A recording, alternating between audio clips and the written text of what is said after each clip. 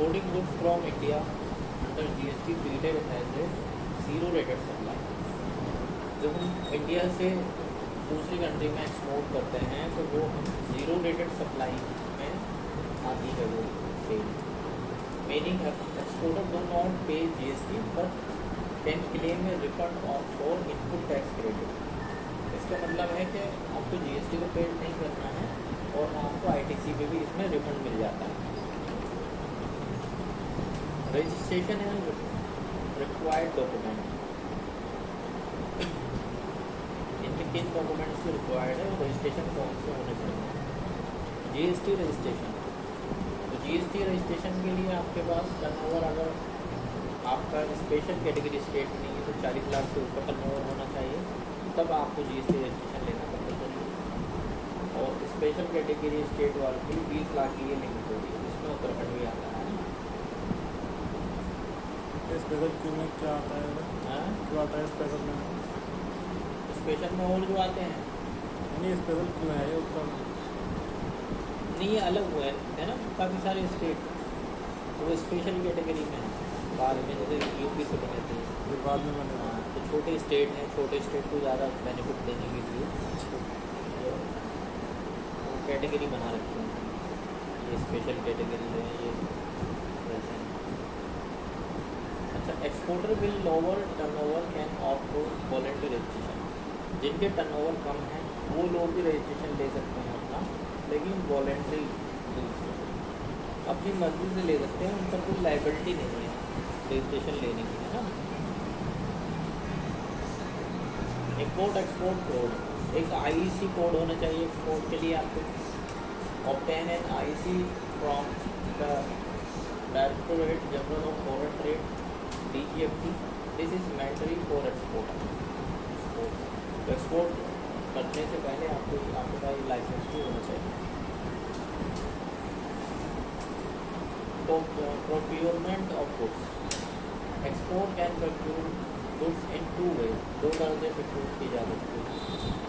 GST payment और under LUT letter of undertaking. तो आप GST पेड करके भी एक्सपोर्ट कर सकते हैं, या LUT आपके पास है तब भी आप जो है एक्सपोर्ट कर सकते हैं। तो pay GST to supplier and later claim ITC refund. तो पहले आपको GST पेड करना होगा, फिर उस पर आप रिफंड क्लेम कर सकते हैं। और under LUT letter of undertaking, export can procure goods without paying GST by submitting an LUT form GST RFD 11 on the GST portal. तो GST पोर्टल पर आपको RFD 11 का ही करना होगा, है ना, जिससे आप जो है LUT लेके और बिना GST के जो है एक्सपोर्ट कर सकते हैं। LUT जिनके पास होता है उन्हें GST पेड करने की ज़रूरत नहीं है। LUT must be renewed annually, तो ये साल भर के लिए मिलता है आपको, हर साल इसको रिन्यूअल करा सकते हैं, हर साल आप इसको रिन्यू करा सकते हैं। प्रिपेयरिंग एक्सपोर्ट डॉक्यूमेंट, तो एक्सपोर्ट डॉक्यूमेंट प्रिपेयर करने के लिए कौन कौन से डॉक्यूमेंट प्रिपेयर करने होंगे आपको। Mention supply mean for export appropriately and the invoice. तो अपने बिल पर आपको ये मेंशन करना होगा कि जो आप गुड सेल कर रहे हैं वो एक्सपोर्ट है, एक्सपोर्ट करेंगे उस गुड्स को।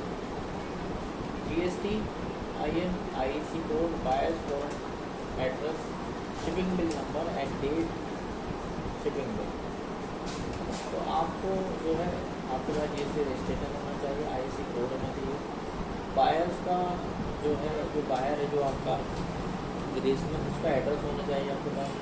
शिपिंग बिल नंबर होना चाहिए आपका, शिपिंग बिल डेट होना चाहिए, है ना।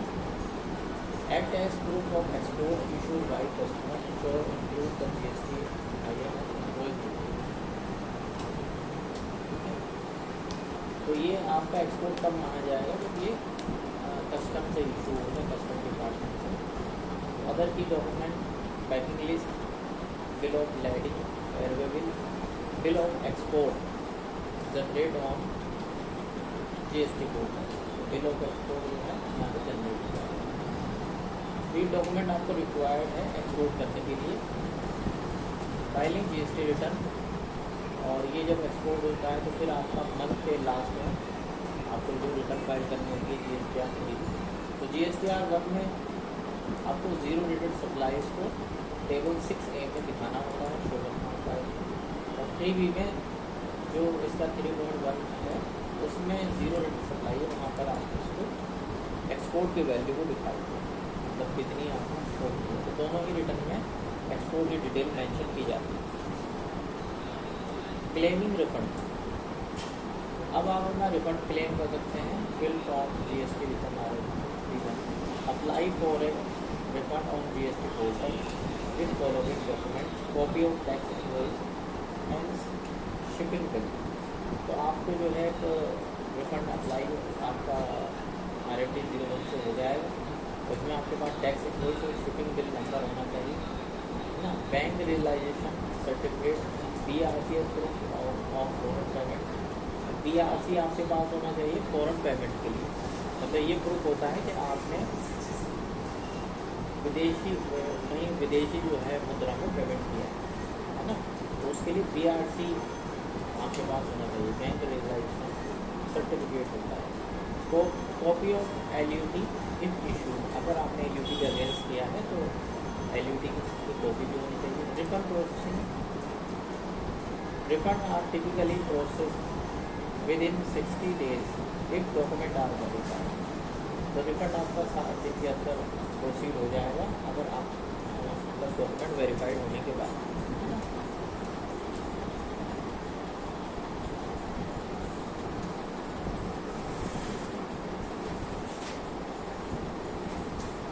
कस्टम कंप्लाइंस, कस्टम कंप्लाइंस में export general manifest EGM, ensure the shipping company submit EGM to custom, GST authorities cross check EGM data with GST return। तो ये एक्सपोर्ट जनरल मैनिफेस्ट पर जो data है वो डेटा से आपकी GST रिटर्न में डेटा है उससे मैच कराया जाता है आपस में। Time limit for export, export की टाइम लिमिट क्या है? Goods must be exported within 3 months extended to 6 months from invoice date, valid to export at tax GST liability. तो आपको एक्सपोर्ट करने के लिए 3 महीने का टाइम दिया जाता है ना। मतलब और ये 3 महीने का टाइम आपका इनवॉइस डेट से 3 महीने का टाइम होता है। इससे ज़्यादा 6 महीने और एक्सटेंड किया जा सकता है। उसके बाद में अगर नहीं एक्सपोर्ट किया करोगे आप तो फिर उसको GST की लाइबिलिटी लग जाएगी। की tips for exporter, use LUT widely, avoid cash flow blockage by procuring goods under LUT। ठीक है, तो LUT में जो आपके डॉक्यूमेंट है उसे सही से आपको जो है मेंशन करना होता है ताकि आपका कोई चीज़ में ब्लॉकेज ना हो। Document consistency, ensure invoice number, shipping bill number और GST रिटर्न एंड एल्गोरिथम। तो invoice number, shipping bill number, GST return, इन सब में जो डेटा है वो सेम होना चाहिए, मिसमैच नहीं होना चाहिए। ठीक है, यहाँ ट्रैक रिफंड में regular check refund status under services refund, track application status GST programme. तो GST में जाके यहाँ पर आप अपने रिफंड का स्टेटस चेक कर सकते हैं। कॉमन मिस्टेक एंड सोल्यूशन, कुछ कॉमन मिस्टेक हो जाती है एक्सपोर्ट के time. Refund delays cause by missing BRC और EGM मिसमैच। अगर BRC या EGM में मिसमैच है, submit BRC with in 2 years of export. तो BRC आपको 2 साल के अंदर सबमिट करना होगा एक्सपोर्ट करने में। LUT expiry, renew LUT every financial year 1 अप्रैल। तो 1 अप्रैल से पहले आपको उसको रिन्यू कराना होगा अपने LUT को। Incorrect BOE detail, double check BOE detail to avoid GST liability. तो ये आपको जो है दोबारा चेक कर लेनी चाहिए इसको GST के through.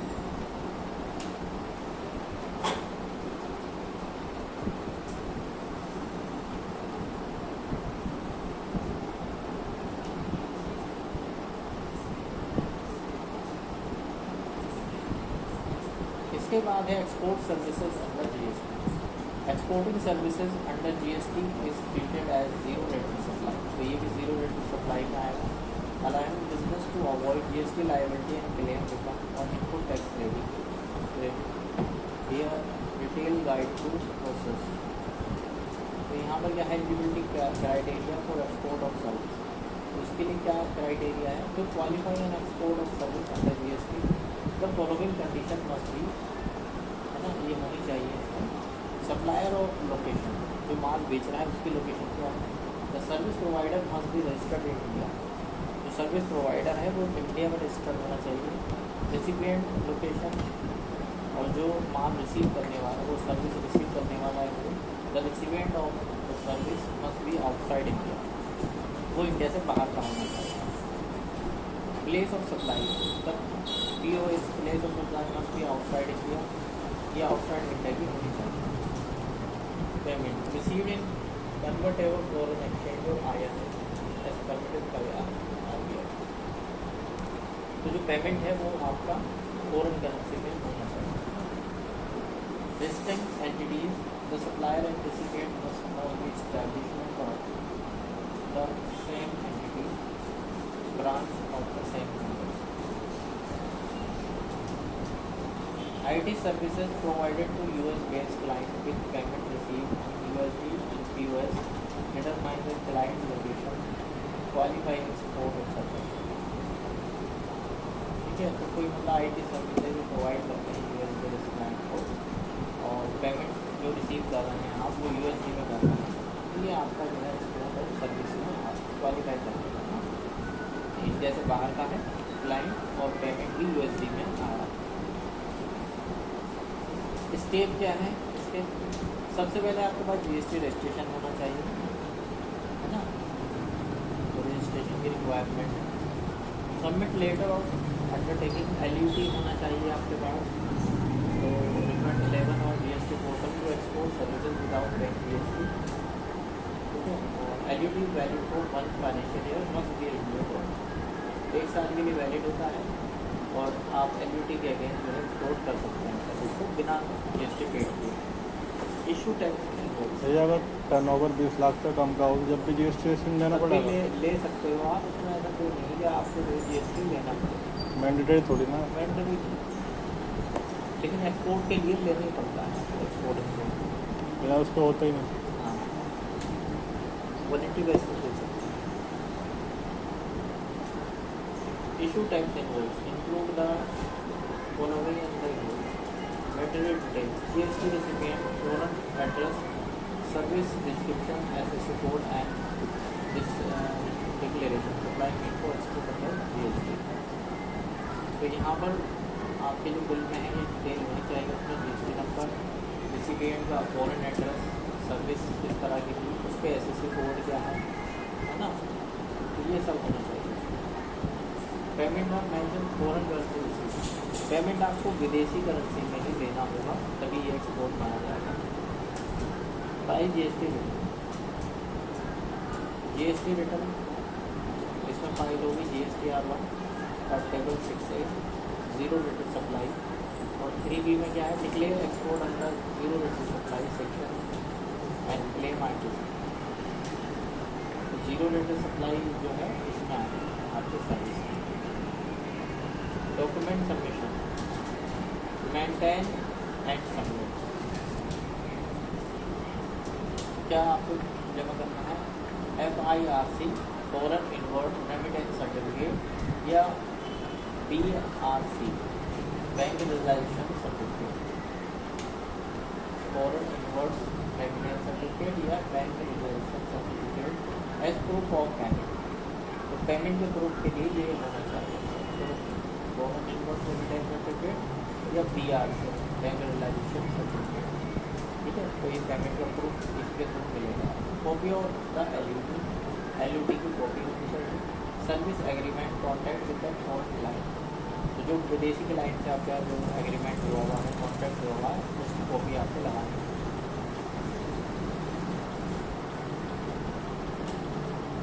Apply for refund, refund के लिए आप RNT01 GST पोर्टल पर अप्लाई कर सकते हैं. वेट वाला दिखा दूँ, वेट वाला दिखा दूँ. वेट वाला छोड़ो, छोड़ दो. FIRC, BRC and LUT copy Validate and submit using DSC EDC. Refund are typically processed within 60 days. तो रिफंड आपको इसमें 60 दिन के अंदर मिल जाएगा। की डॉक्यूमेंट्स क्या हैं? Tax invoice, proof of service deliver and GST compliance.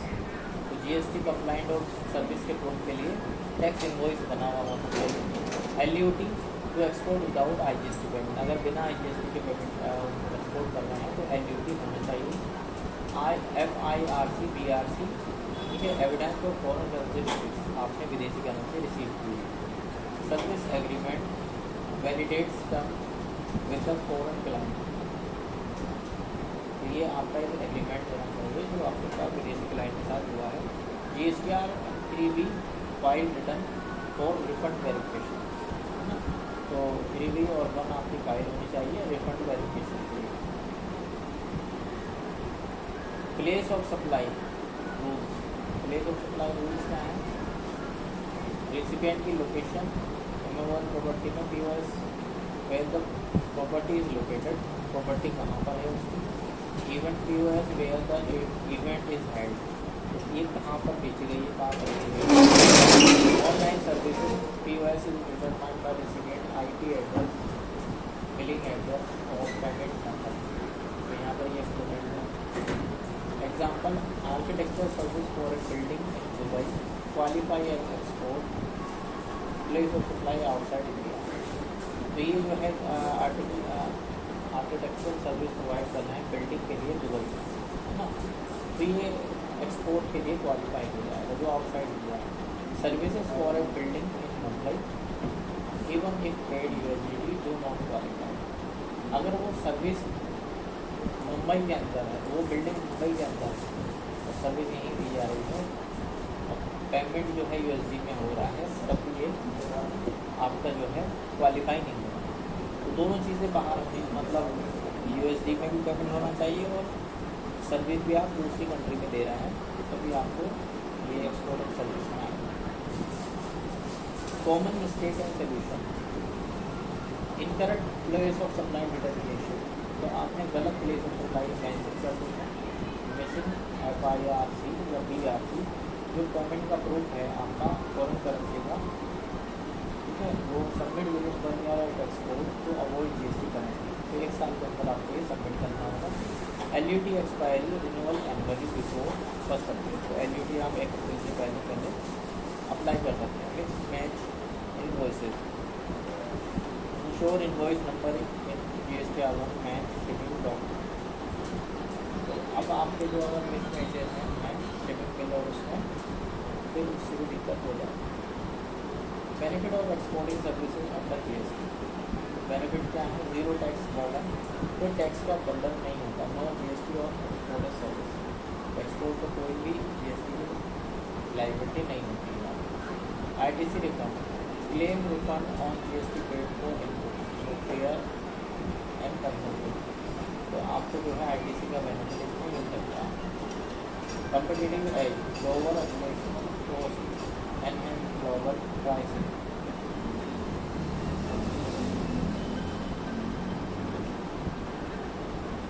Cash flow management faster 7 days, तो ये जो है ये सब चीज़ें आपको देखनी है। तो ये हो गया आपका एक्सपोर्ट ऑफ सर्विस और एक्सपोर्ट ऑफ गुड्स की जो है वो हो गया आपकी ये थ्योरी, है ना। कल मैं इसकी एंट्री बता दूँगा तुम्हें, इंपोर्ट और एक्सपोर्ट की एंट्री, ये तुम्हारा फाइनल हो जाएगा, है ना। ठीक है, एंट्री का एक बार बैठने की प्रैक्टिस कर लेना।